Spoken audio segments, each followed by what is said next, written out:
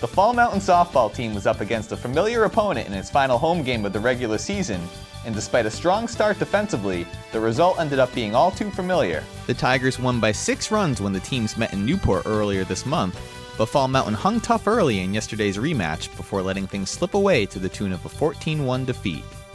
Newport took a 3-0 lead into the 5th inning, only to add 5 more runs in the frame behind some timely hitting with runners on base. Stacia Dame made it 6-0 when this double down the left field line plated Stephanie Carl, before Kristen Kibbe's single here plated Dame and Kendall Hamilton to up Newport's lead to 8-0. The Wildcats answered with a run of their own in the home half of the inning, when this bunt by Clara Miller resulted in an errant throw that allowed Peyton Alberg to score from second.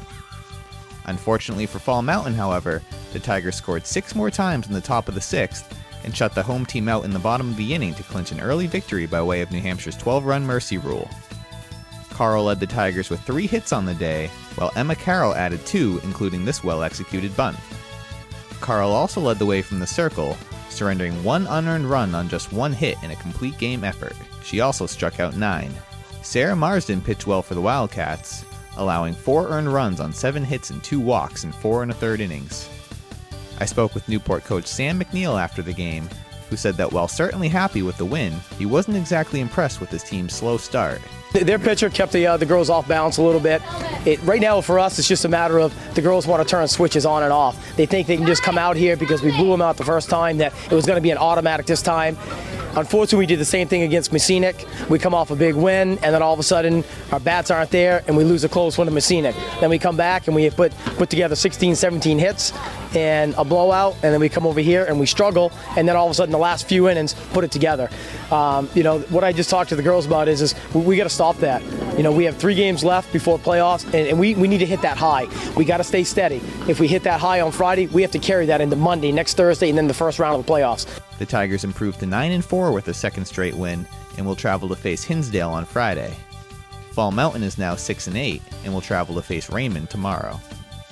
The Hanover baseball team crossed the plate with 2 runs in the bottom of the 8th inning yesterday to turn a 1-run deficit into a walk-off win over Manchester West. Will Smith and Moises Salia each drove in runs in the decisive 8th inning, while Connor Stafford earned the win from the mound with 2 1/3 solid innings of relief. The Marauders improved to 5-8 with their 4th win in their last 5 games and will travel to face Wyndham tomorrow. The Bellows Falls girls tennis team came away with a pair of wins over Springfield yesterday in what was the team's final matches of the regular season.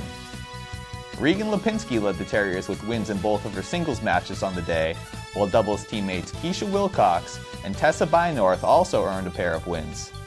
Bellows Falls ends its regular season schedule at 4-9 and will await its seed for the upcoming Division II tournament. That does it for YCN Sports. I'm Mike Pizzone.